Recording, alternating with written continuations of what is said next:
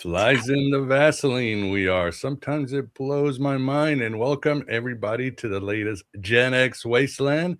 It's been a minute. Been caught up with so much other projects and life in general, but here we are, and I'm excited.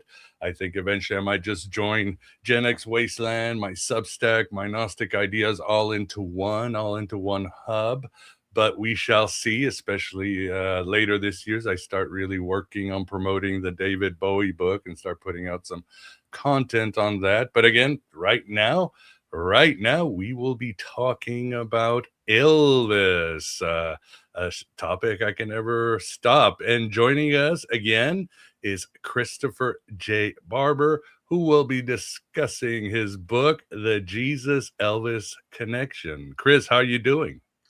Very well. Very well. Thanks for having me, Miguel. Pleasure is all mine. Pleasure is all mine. All right. I see people in the chat. Just if you have any questions, let me know. Unfortunately, my sidekick, my wing person, Sherilyn T. Jones, has got caught up in some issues, so she won't be able to join us. We shall miss her, but I'm sure she will be back when the gods decide. So, Christopher, this is the book you needed to write, right? This is it. This is where you put all your research. Tell us about the book, The Jesus-Elvis Connection. Wow. It's really kind of a companion manual, if you will, because there have been at least several books that I know of that discuss the Elvis Jesus mystery or the connection. There's the most standout one would be by Cinda Godfrey, the Elvis Jesus mystery. And Cinda published that, I think in 99, but it was something where she was a born again Christian, and these rumors were traveling through the Elvis world, and these tales, people saying that Elvis is the Messiah, and these comparisons of Jesus to Elvis.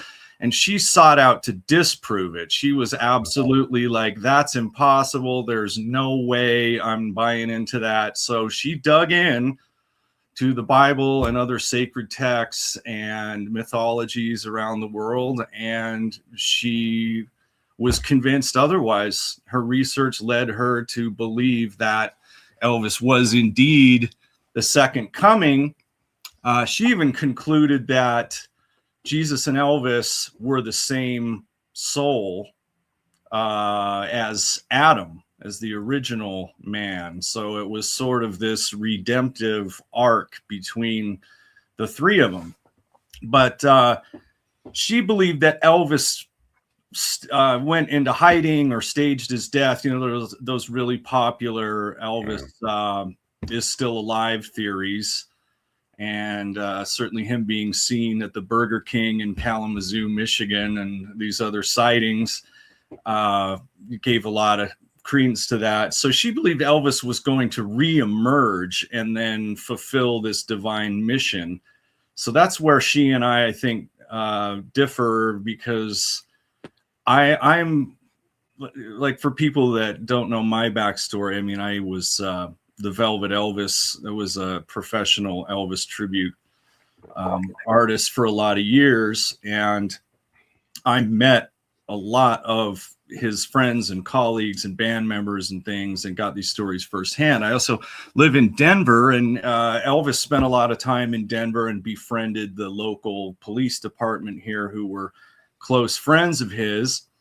And a few of those officers were actually invited to the funeral that took place in Graceland, the private family funeral. And they got there early before anyone else was there. And they confirmed to me that, they touched Elvis's dead body just to confirm, like, I want to touch it and just confirm, like, it's him in there and he is dead. So I'm not in the Elvis is still alive.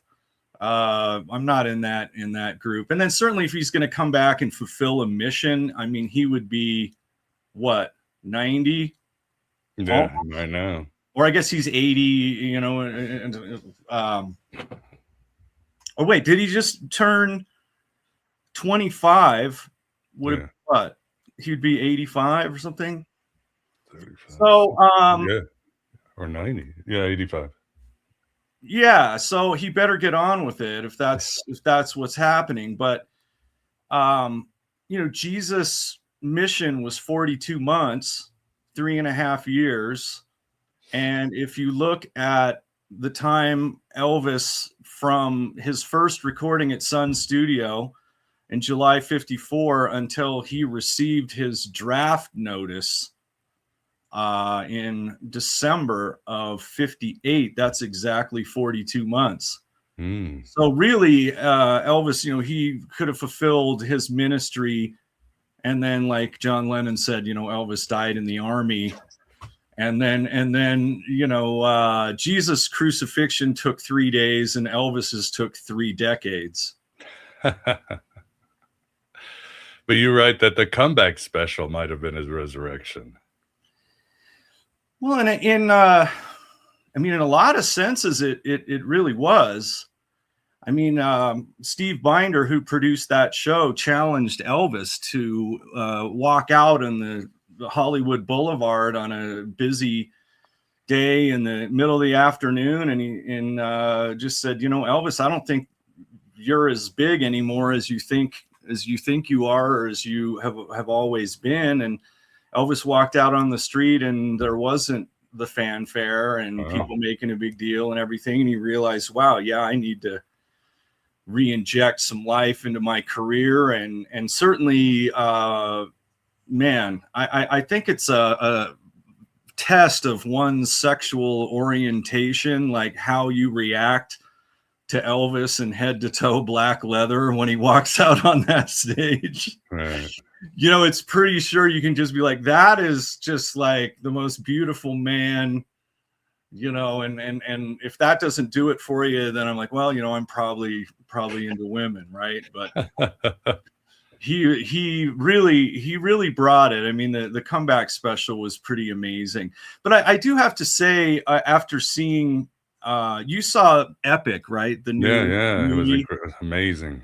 Yeah, I went and saw that in IMAX, and it's probably the greatest thing that I've ever seen to do with Elvis. It was restored so beautifully.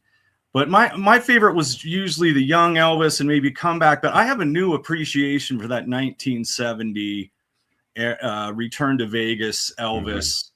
And it seems like he incorporated a lot of the spiritual visions and the things that were happening to him in the 60s. And then when he came out in 70, he was presenting himself more as a realized avatar or something. You know, yeah, space age Messiah, sci-fi, occult, right, everything together. I think that's what his true form, or his final form. Right. And even, you know, the high collars he got from, you know, a book about Tibetan masters or something. There's a picture at the beginning, and the guy had the, you know, the big collar, and he's like, you can see him like turning into the entourage, and, you know, guys, you know, make me one of those, make me something like just like that, you know. But anyway, it was a really fascinating journey, and I'm not really sure how I come out in all of it, Miguel, because even with all the coincidences and all the proof and all the things that are there, you know, people won't believe it, no matter how much proof you lay on somebody. I mean, like, say Cinda Godfrey, when she wrote that Jesus-Elvis mystery, like, her family disowned her. Her brother wouldn't talk to her anymore. Like, her community, her church was like, just, hey, don't come around anymore. I mean, she faced a ton of criticism for having that view. And then ironically, her brother's son was then born on Elvis's birthday, which I think was a little revenge for her. But you know, I had told you in the last time I was on the podcast, I mean, I sent this information to Graceland Elvis Radio. I sent this to podcasters that all they do is talk about Elvis, all these people, and they won't listen to it. They won't look at it. They just want nothing to do with it. And I'm like, you guys are the ones that are parading around his grave carrying candles Right. in this solemn procession. And you're telling me that I'm off base with these observations. And I'm not trying to convince anyone of anything. I'm not out there proselytizing or preselytizing. I'm just saying, here's this information, do with it what you will. And most of them are just unwilling to even look at it. Yeah, I have the same issue. The Elvis book is sold really well, but yeah, the Elvis fandom or the gatekeepers, yeah, they have created a wall. They're circling their wagons because, yeah, you cannot even mention anything esoteric or mystic or out there. They're holding on to that image of Elvis being a conservative, more or less mainstream Christian, and that's his image, even though all data says otherwise, that he was Yeah. a very spanning, he was a seeker, he could hold a lot of ideas, but no, they don't want. I even talked to like Donna Presley's secretary, and she's Yeah. like, "Yeah, we'll talk to you, but you can't mention all the psychology stuff." You know, it's like this is Yeah. the Elvis. You can't. You have to toe the line. Yeah. Donna is a sweetheart. I mean, Mhm. she's Yeah. communicates very well. She's very beautiful, very eloquent. And I really appreciate her insights about Elvis and how she kind of defends the real Elvis and things like that. But like I said, they really just have the blinders on for anything that's a alternative view. And I mean, let's just say one of Elvis's favorite books, first given to him by Larry Geller, was The Impersonal Life. Right. And at one time, there was a Graceland edition of The Impersonal Life that was endorsed by Graceland and was in the Elvis bookshops. Wow. It's not there anymore. And yeah, they don't carry those books. They don't really talk about it.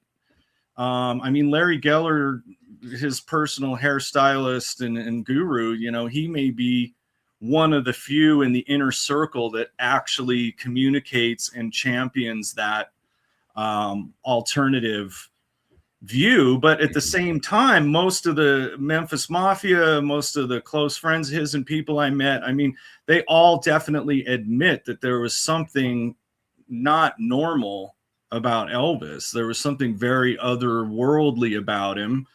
And they would say, even Sam Phillips said, second to Jesus, Elvis is the most Christ-like, loving, capable of exuding this tremendous love influence on the since Jesus.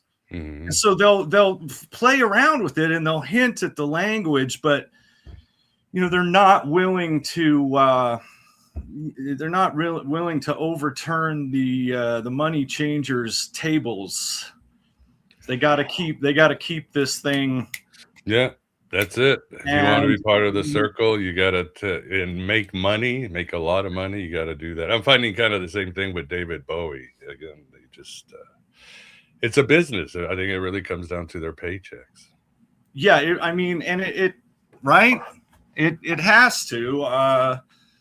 They got to keep the lights on, and I think they welcome people, all these fringe conspiracies, and it's not like they come out and they say Elvis is dead, never mind. As long as people are talking about Elvis, great. As long as he's still in discussion and still in the culture, then people will still visit Graceland and buy the records and everything like that. But in terms of an official position, and then it also fulfills the prophecy, though, because it also says that the Messiah will appear in front of the whole world and only the very elect will recognize that it's him. So it's part of the story that the great, the general masses won't, and they won't recognize the Messiah when he returns. And arguably, the majority of people didn't recognize Jesus as the Messiah when he was alive and was there for the first time. He had probably the majority of people not believing in him either. So But it's very strange. I mean, I would think at least they would read it or look at it or just be curious enough to be like, okay, what is this guy saying? And I'll make up my own mind. But anyway, yeah, this book, there's so much proof. It goes on and on and on. And I mean, I was telling people around town, we had this article in the paper and everything. I said, look, I'll give $1,000 to anyone who can find a scripture that disproves the Elvis theory. No one can. No one has. I mean, I if any of you listeners out there can find one and just be like, and we read in the, in the book of John, Elvis is not the Messiah. I would love to see it. But I guess, Miguel, the other part of just all of this research and as you know, being a seeker and I've been around metaphysics and alternate religions. I grew up Mormon, so that's a whole esoteric side there. But how do we know anything? Really, like anything. I mean, you could say, oh, I'm a Gnostic and I believe this and whatever. Well, have you met Sophia? Have you met an Archon? Have you, how many people can truthfully come out and say, yeah, I saw a burning bush and I talked to God the Father on this mountain and I got it firsthand. And people debate everything back and forth about Jesus. What did he say? What did he do? What did he do with it? These books are 2,000 years old. You know what I mean? I mean, they were written years after the guy was even alive. And I can't remember a conversation word for word from yesterday. So, and they're just like, oh yeah, 100 years ago, this is exactly what he said and everything. So I just wonder, most of the knowledge that we are all getting is from books. It's all secondhand. Somebody wrote it down, and they were maybe just trying to sell books too. They're even like, oh, I got to sensationalize it so I can sell more books. I mean, I don't know. I guess I was so sure of my position last time we talked. And now I'm a little bit more like it's anybody's guess what's going on, Oh, it is. It's like a friend emailed me. Well, I said, what if Elvis was, an alien, a starseed and all that? I said, with Elvis, he could hold all these ideas. It's almost like he changes reality depending on the individual. That's how much he holds, which is what figures that go from mortal to mythical, King Arthur, Jesus, Buddha, they become universes on themselves. And again, it's almost like they can change your reality. So I'm like, with Elvis, nothing is surprising and everything is possible. So yeah, I wouldn't just go down that rabbit hole. At the end of the day is how it transforms you, how it makes you see God and the universe, because that's what Elvis really wanted. He wanted people to seek like him and make contact with God and live a more spiritual life. He wanted a better world for everybody, and he wanted to know his role in making a better world. At the same time, he thought he might be a reincarnation of Jesus, right? That did cross his mind. Yeah, I guess it crosses all of our minds. Am I descendant from Jesus? Yeah, he had a vision in the desert in 1965 at the age of 30, much like Jesus, looking out. It was on old Route 66 in Arizona, driving by the San Francisco mountains there, which are sacred to the Hopi. And the Hopi believe those mountains make up a it's kind of an as above, so below. They believe that those mountains are the earthly correspondent of the Orion constellation, and that those mountains line up like the belt and the different points of Orion. And he had this vision, and apparently, Stalin's face was in the clouds at first, and he was kind of panicking, and then it changes to Jesus. And then he said Jesus exploded inside of him, and he literally had that awakening of the Christ. And so instead of Elvis as an occultist or everything like that, I mean, I would argue that Elvis was primarily a Christian. I don't know that he was a literalist Christian necessarily, but I do believe that was his guru and his prime inspiration was the Christ. I mean, he sang gospel songs. He sang, I mean, you can't sing How Great Thou Art like he did unless you're a believer, And then the meditation garden, I mean, the only statues in the meditation garden are of Jesus Christ. The only pictures of spiritual figures. He didn't have a picture on the wall of Yogananda, right? He had a picture of Jesus. He didn't have other saints. He didn't have Hindu gods. He didn't have Buddhas.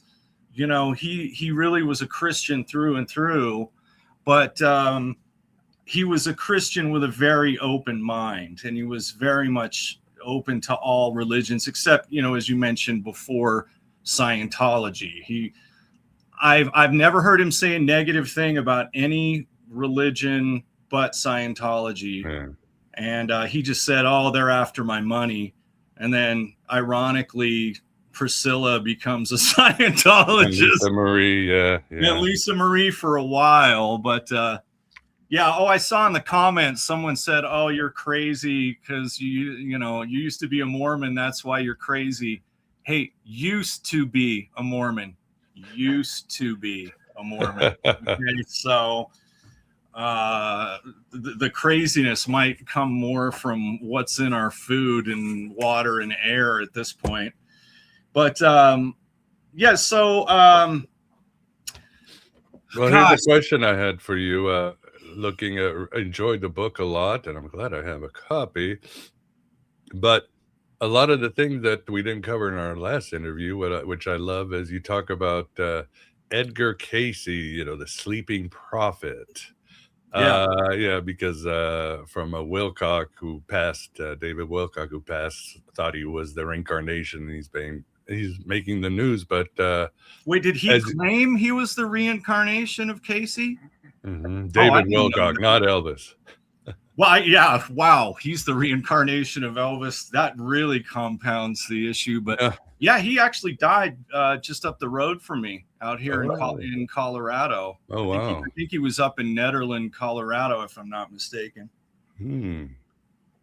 Yeah, that's near Gaia because I was there a year or two ago for a show. Yeah. So, what was Casey's prophecy? Casey had Elvis. Casey predicted that the Messiah would arrive in 1936, so he was a year off. Helena Blavatsky predicted the Messiah would appear in 1935, which is the year Elvis showed up. Joseph Smith, the Mormons predicted. I mean, he predicted that the Messiah would appear on the American continent, but he said Missouri. But Missouri's pretty close to Mississippi. We're really close. So maybe, but yeah, he said it would happen out in Independence, Missouri. So there's been a lot of predictions that are in, the early 30s or in the 1930s. So it's actually kind of common, and it's really surprising. But like in Cinda Godfrey's book, she says it was a trick so that, Satan wouldn't know that he was coming. Like, we'll sneak him in at an hour that the devil would never suspect, right? In 1935. But I cover that stuff in the book about how, the number of the beast, the Social Security Act shows up in 1935, the Great Seal, the Masonic Great Seal gets put on the dollar bill in 1935. There's all these, the tribulation, if you take the Great Depression starting in 1929, 7 years after that, Elvis shows up. So you got your 7 years of tribulation. You got the concordant with the Vatican happens in 1929. Where the Vatican is restored, and the newspapers said the the great wound has been healed. So it talks about, you know, the wound of the beast and all this stuff. I mean, it just gets like, it's so I had to turn it off, you know. I had to just be like, I you know, no more. But like I said, I can't make any conclusions about it, because ultimately you have to be like, okay, when the Messiah shows up, the popular belief is that the change is going to be instantaneous, right? I mean, he's going to show up and it's just going to usher in an entirely new thing, right? Peace on earth. That's right. it. Peace on earth right off the bat. Well, that certainly hasn't happened. If anything, we're as far away from it as, I mean, it's business as usual here on planet Earth, really.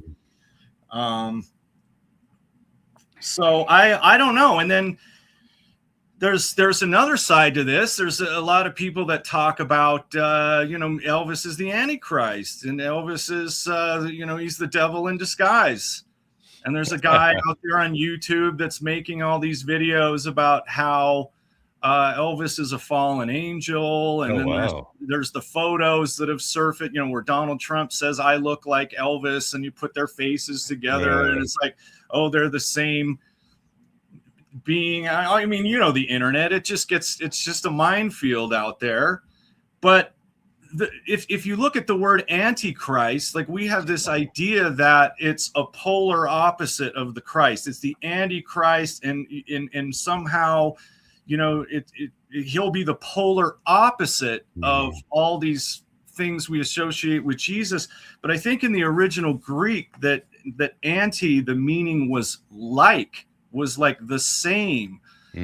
So Antichrist actually means it will be a being that acts and appears and talks and presents themselves like Christ, and that people will, you know, he'll perform miracles, he'll do these same things, and that people will be deceived by this being. You know, they'll think it's the Christ. And so then if you go, well, there's all this evidence that, you know, Elvis is the Christ. Well, wow, okay, that also would make him a candidate for the greatest deception ever, like an Antichrist figure. So yeah, there's a guy going down that wormhole right now on YouTube, and he's pretty entertaining.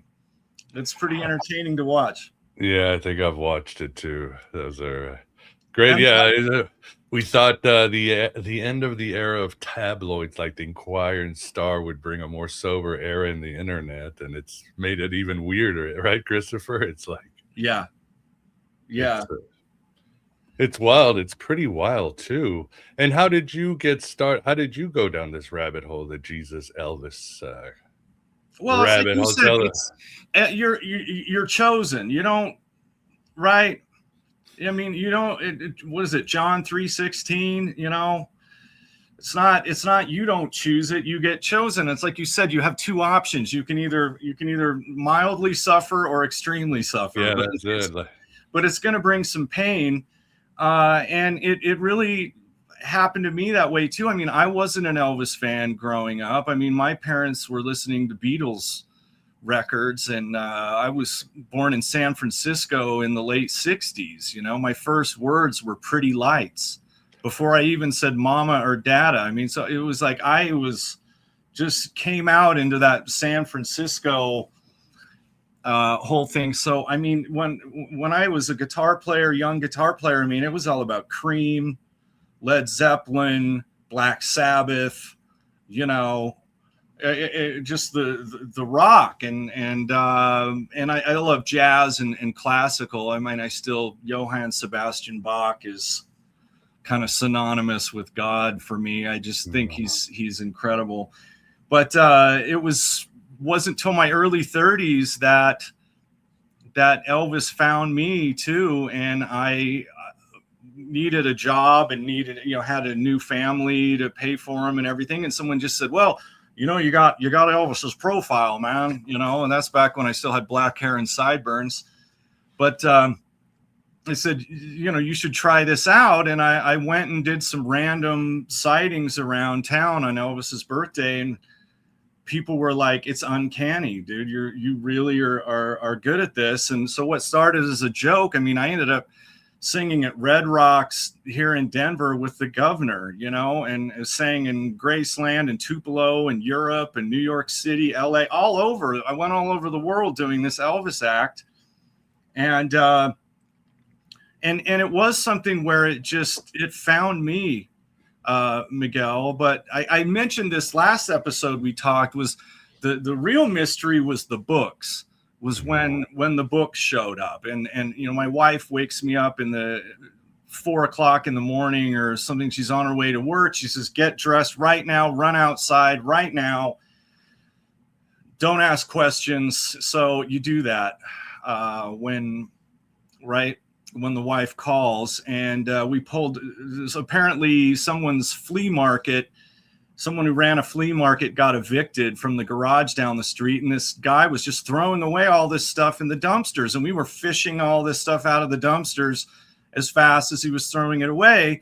But then I come across this huge, very heavy sea chest, and we managed to get it out and drag it back to the house, and I open it up, and it's one of the most complete metaphysical book libraries I've ever seen. Metaphysical and spiritual books from across the board, every tradition.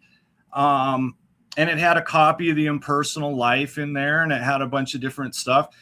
And when I met Larry Geller, I brought him that copy of the Impersonal Life, and he just looked at me just stunned and was like, where did you get this? And I found it in my dumpster, Larry. And he's like, this is the exact year and issue that I first gave to Elvis. And then when I talked to the Denver police, one of my friends is, oh, you know, Elvis never went anywhere without his sea chest of books. Right. I'm like, wait, you just said sea chest? So Larry then gives me a list of all the books that he gave Elvis, and I go home and literally every book in the chest was on his list.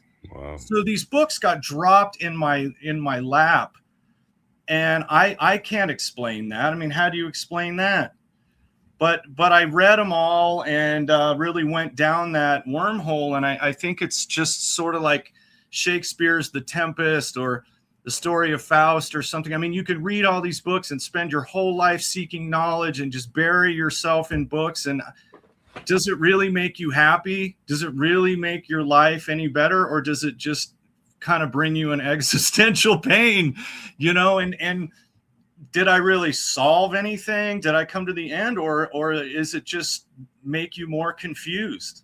I mean, it's really when they say the path is a razor's edge, you know, they are not kidding, because it's so easy to be deceived, and you've got to discern every spirit and every communication and things that are coming to you, because you know, they can disguise themselves as an angel of light, you know? So you, like I said, you found me in kind of an existential mood, but I feel like, how do we prove, you know, people can just get on here and debate all this stuff endlessly, but it's like, how, you know, empirical proof, how do you prove your position, right? And I mean, I can say I've had experiences of the Christ. I mean, I'm not a religious follower, but I'm a believer in Jesus Christ. But I, you know, same thing. I could say Jesus was talking to me, or this prayer got answered, or this whatever. And I mean, how do you absolutely know for sure the information you're getting? Or you could say, oh, well, you said I got my thing on an ayahuasca trip. Well, gee, that's reliable. You know, I hung out with a shaman in the rainforest and did a bunch of drugs, and God spoke to me. Well, you know, maybe a little sus, or, you know, I ate that handful of mushrooms, and I know that little green people are real. You know, I mean, it's I don't know. It's a razor's edge, man, trying to navigate all this. But if I just went just from personal experience, right? If I just took going out there, singing Elvis songs, talking to people, putting on Elvis's shoes and going out there and everything. I mean, I could take all the books out of it, all the other metaphysics, all the everything else, and I can tell you there's something very spiritual going on with Elvis and his music. And I would sing these songs. I had a woman come out of a 4-month coma when I was singing Can't Help Falling in Love with You to her. She actually snapped out of a coma. So, there's miracles. I mean, when an Elvis impersonator is right, is performing like a miracle in the name of Elvis, it's like I said, it's not praying to Elvis that's weird. It's when your prayer gets answered. Very true. That's when it gets really, really strange. Yeah. Well, like I said, there's something going on with Elvis. I mean, just the fact that somebody in his situation became the most popular solo singer in the world that's still worshipped today. Yeah. Logically, you say it can't be talent and luck. There is something going on that defies normative nature. Yeah. And of course, in my book and your book, the amount of supernatural stuff he did in front of secular people, in front of people that would love to debunk it and still put it in their biographies. Yeah. Just over and over, there is something magical. As I like to quote Hart, he's the magic man. There's something beyond this world. Well, yeah. And another thing, he was always in the right place at the right time. I mean, in any magical operation, timing is everything, right? And he just showed up. I mean, it's even amazing that at the beginning of his career, he was in black and white, and then he even went from black and white to color, and the technologies went from mono records to stereo, went from, and no one has ever appeared in front of the whole world like Elvis. And that's part of the prophecy. It said, he will come from the clouds and every eye will see him. Well, in the beginning of the Aloha special, he comes down from the clouds. I mean, it's in a helicopter, but it still fulfills the word. And then 1.5 billion people watched that show. Like no one's even come close. That's like every TV set in the world was on to witness. And it was like Lester Bangs said, that's the last time we all agreed on anything was Elvis, And so who really united the world more than Elvis? That many people all at once, all in agreement going, this guy we can't miss this. Elvis is on the TV. And then, so if it wasn't a gradual process, let's just say if the Messiah coming, if it's not going to immediately change, like the day he shows up, everything on earth is different, right? Well, then you could say if it's a progressive thing, I mean, because I talk about the Quetzalcoatl mythology in the book too, and how these messiahs show up in these 52-year cycles that Quetzalcoatl predicted, the 9 heavens and the 13 hells. Well, Elvis shows up at the beginning of the 9th hell in 1935 and then unleashes what? The atomic bomb, World War II, just all this just destruction and all this crazy stuff. But then the harmonic convergence happens August 16th, 1987, 10 years to the day after Elvis dies. And that's the culmination of the last Quetzalcoatl cycle before we supposedly head into positivity for the first time as a collective. We actually go from the negative states into positive thing, and we start to build this new earth. And then you look at the Mayan prophecies and the 2012 prophecies and all, these different things. And there's a lot of cultures that predict the time we are in right now as the time for this great change into the positive. And I pray for that every day. I really hope that we're turning it around, you know. Good luck with that. Yeah, I don't know. And maybe there is no peace on the material plane. And maybe, you know, when Jesus said, my kingdom is not of this world, I mean, maybe there's the truth in that, is that if we are flies in the Vaseline, you know, if we are spirits trapped in matter, then maybe we just, that's not the purpose of this plane, and we never find it here. And maybe Earth will, who knows? Who knows? And maybe things just go in cycles. Things get better. You know, that's what the ancient pagans thought is. Oh, we were taught the linear, you know, there's an end of the world. They were like, no, the Stoics just goes round and round. The Hindus, we go round and round, and life is a game that has to be played but cannot be won. So. Yeah, it's definitely cyclical. And there's definitely, you know, people say, oh, we're in the last days, but, you know, that's what people were saying. You know, people were saying Nero, the Emperor Nero was the Antichrist. And people in that day when Rome was on fire, oh, it's the end. It's Armageddon. You know, I mean, the Civil War was happening. Oh, that's the end. It's what, you know, the Crusades, the year 1000, you know, they're marching on Jerusalem. Oh, it's the end. It's the millennium. I mean, it's been said over and over. And so maybe they're, you know, some people argue that we're on the fifth world right now or something. Maybe there's been a bunch of cataclysms. Maybe there was a great flood and a great fire, and then there was, you know, the Tartaria mud flood believers, like that era and everything. I mean, you know, I mean, people could say, oh, the earth is 6,000 years old, or you could be like, no, this earth has been around a long, like whole civilizations have come and gone repeatedly ad infinitum. So, you know, who's to say, but there's certainly a lot of evidence that life has been on this planet a long time.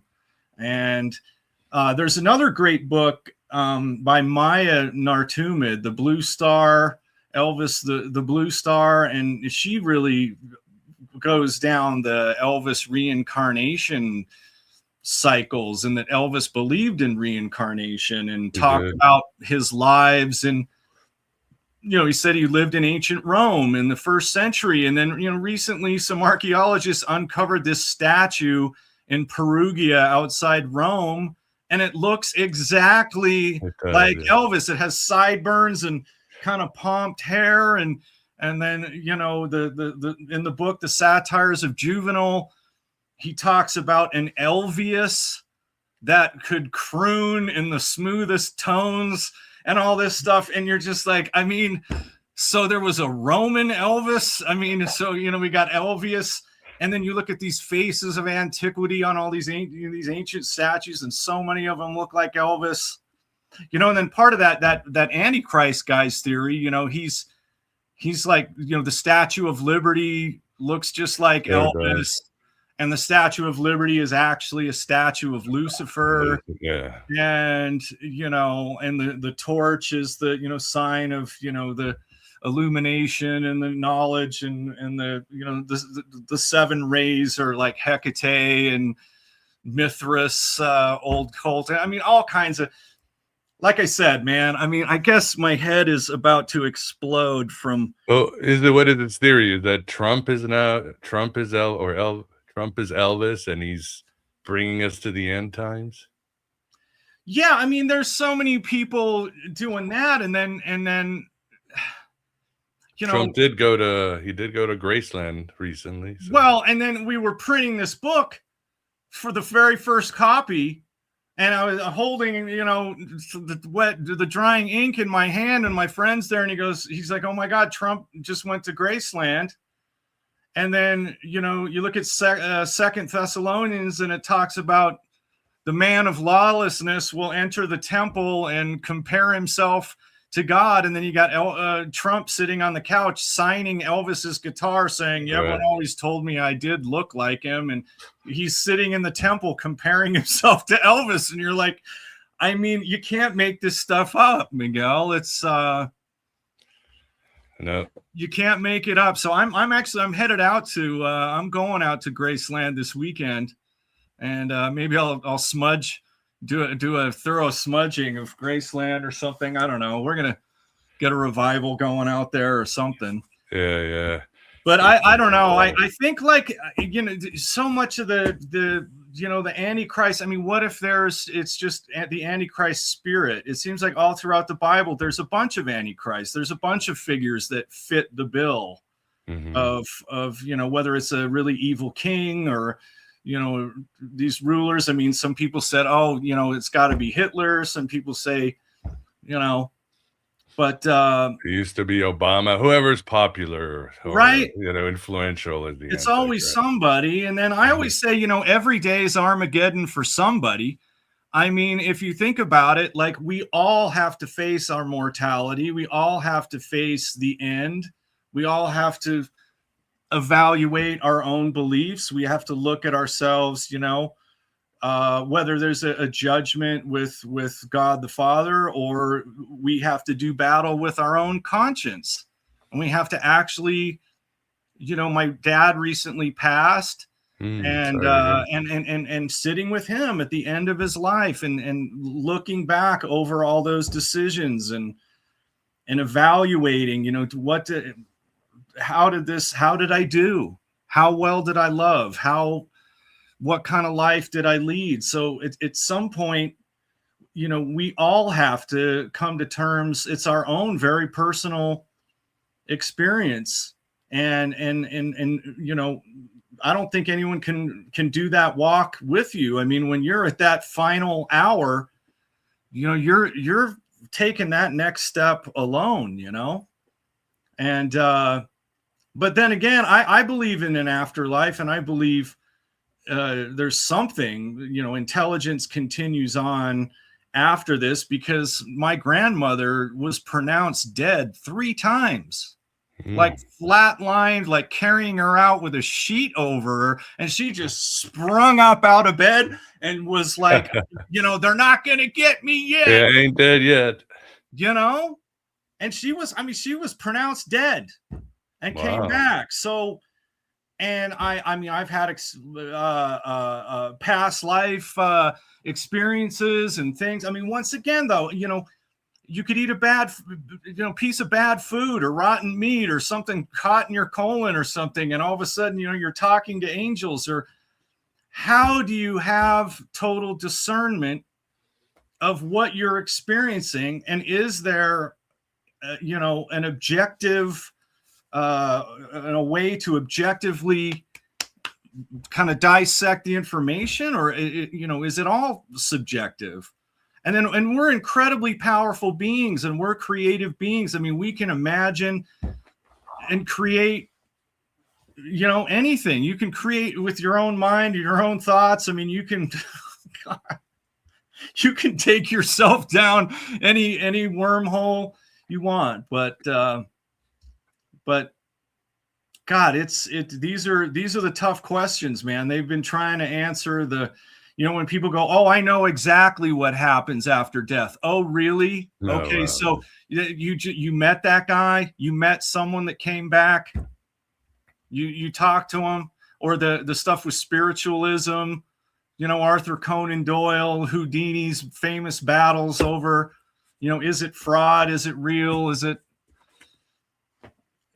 We're on shaky ground here, man. It's like quicksand out there. You go walk in any metaphysical bookstore, and it's like it's anybody's guess. Yeah, everybody's got to take. And so I think the older I get, I say, you know, the only thing I know is that I know nothing, really. I mean, I don't know. 40 years of intensive study and reading, I don't know. I don't know if it's true. I don't know if there's proof to it. So, but well, that's the lesson with Elvis's life, because remember his mystical experience. He was doing the same thing, reading books and this and that, and he was frustrated, and Geller said, you're like that overfilling cup." It's the Zen parable Mm. where the master puts a cup and he starts pouring and it fills out, and he tells the student, if your cup is too full, it cannot receive, the real Hmm. water. So Hmm. that's when it helped, and I think that's the key. It's those experiences that get us closer to the other, and also brings us wholeness. And at the end of the day, what is our mission down here? We have a mission. Each one Hmm. of us has a mission, and our egos need to shut up and do it. All shall be Yeah. revealed when it's revealed. These forces don't work on linear time or human time. So Yeah. whether you're a prophet in the desert and Yahweh's telling you get off your ass and go preach, or Elvis, it doesn't matter. Well, it really does seem to be some kind of a school, just some kind of a learning experience, where we're perfecting ourselves. And I think, if you look at the Garden of Eden and the tree, good and evil and all that, people can say, some people say, oh, the snake was the good guy because, God didn't want us to have this knowledge. And then the serpent was the liberator trying to give us this knowledge. But what if God in his infinite wisdom was more like, don't eat the fruit of the tree for now. Like, Yeah. we have work to do first. Mhm. Like I don't want to make you immortal in your sin. I want you to like work it all out, get all the kinks out of your personality, get the kinks out of your nature, perfect yourself, and then you would be ready for immortality. Because I don't want to make you like, an immortal screw up. You know what I mean? Like, let's work out those kinks first, and then we'll so I that's what I work, the self work, the taking inventory, looking at your actions, reviewing how you deal with your life and with people, and I think it ultimately comes down to how well did you love, and did you how well did you express love, and how well did you how much integrity did you have in your interactions with people on earth. And certainly if we're supposed to provide service for God, or we go on to work in the heavenly kingdom or something, you kind of you got to work on that ego maybe a little bit. We got to tamper down the narcissistic tendencies a little bit, and work on our self-centeredness and our selfishness, because it seems to me that most of the dark side stuff, the root of it all is selfishness. And so if you look at Elvis, I mean, he was not selfish. That man gave of himself to the nth degree. He gave to, I don't even know, like they only have there's a whole wall of those canceled checks to charities at Graceland. Those are only the checks they could find. Like, that guy did most of his charitable giving in secret because he didn't want to make a big deal out of it. But he gave away millions and millions of dollars. I mean, it wasn't just giving away Cadillacs either. I mean, the guy was giving, wheelchairs to people that needed, paying other entertainers hospital bills unannounced. He'd just show up and pay the bill and not even tell them. I met a lady that, this old black woman in Memphis, like Elvis bought her a Cadillac. He didn't even know her. She was just on the street looking in the window of the Cadillac dealership going, oh, I wish someday I could get a Cadillac. And he's like, Charlie, pull over, and he went over there and bought her a Cadillac, and he even gave money to charities and church groups that he didn't believe in. Right. He was like, I don't even believe what you guys are teaching, but here's $100,000. I mean, love your enemies, I would say. So we could take all the signs and the symbols and the Bible, we could take all that out, and we could say, Was Elvis a Christ? Well, what's the definition of a Christ? What's Christ's biggest commandment? Love your neighbor. The golden rule. Do unto others as you would have them do unto you. That's the supreme command of Jesus, is the golden rule. Well, did Elvis live the golden rule?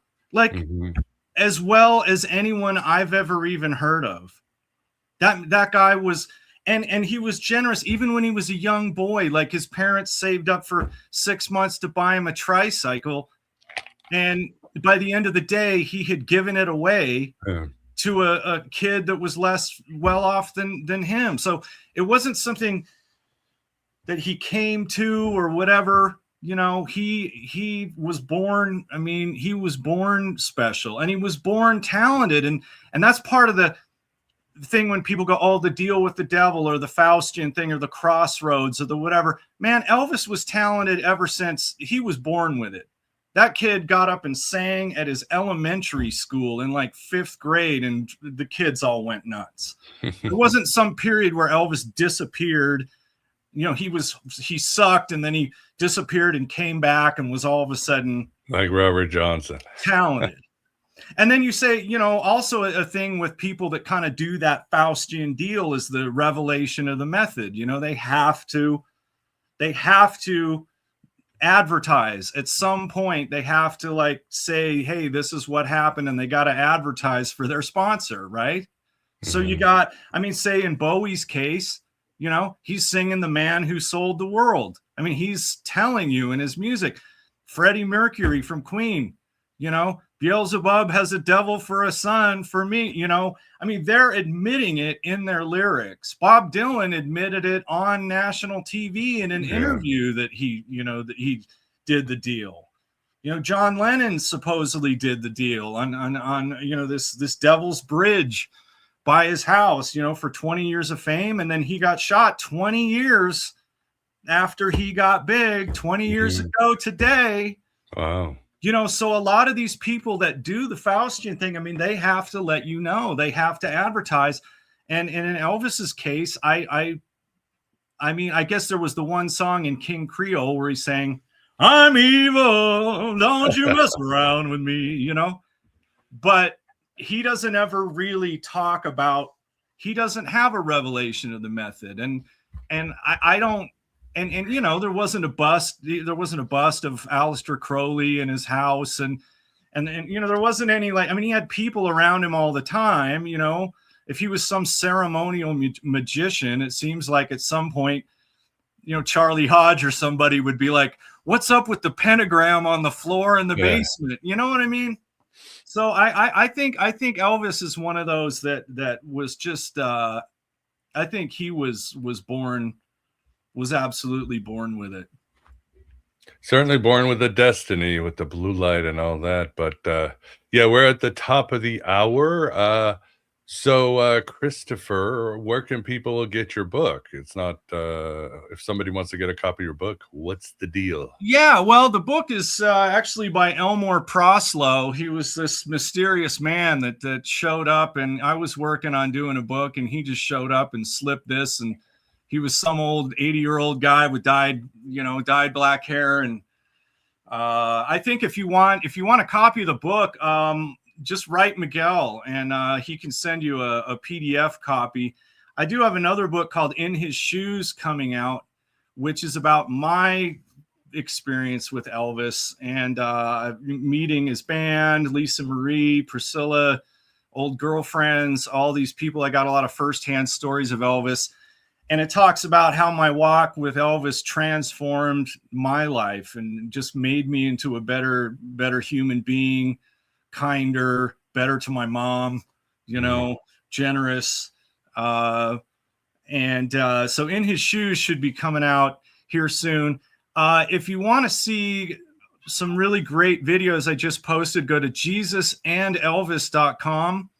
I posted a bunch of videos about Elvis's time in Denver. So if you're interested in the Mile High Elvis, I've got a bunch of that at JesusandElvis.com. And then I'm also finishing up a book about my time in Olympia, Washington, starting in 1990.